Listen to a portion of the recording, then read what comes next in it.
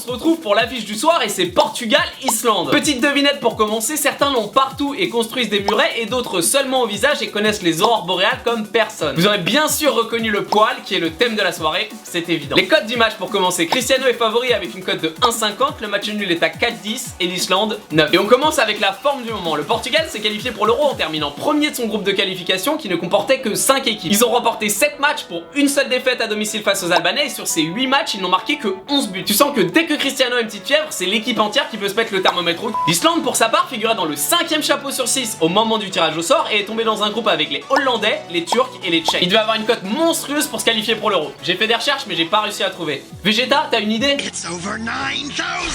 Ouais, minimum, mais tranquille.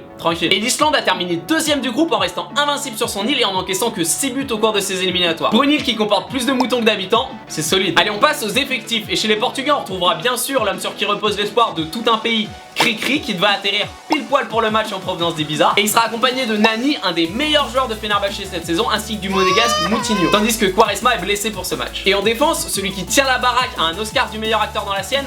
Vous l'avez reconnu, le Boucher de Porto, le Marion Cotillard de Madrid, le Vincent Cassel du... Enfin Pépé quoi. Du côté de la team Hipsterson, qui est aussi celle avec la plus jeune moyenne d'âge du tournoi, la star c'est Gylfi Thor Sigurdsson. Tu sens que le mec est pas commode déjà. Et le joueur de Swansea mènera le jeu islandais avec devant lui le Nantais Sigthorsson. Ah, from Iceland. Bah ouais, le dernier Nantais qui a joué l'Euro c'était Christian Carambeu. Ouais, c'était l'époque où Adriana ressemblait à ça.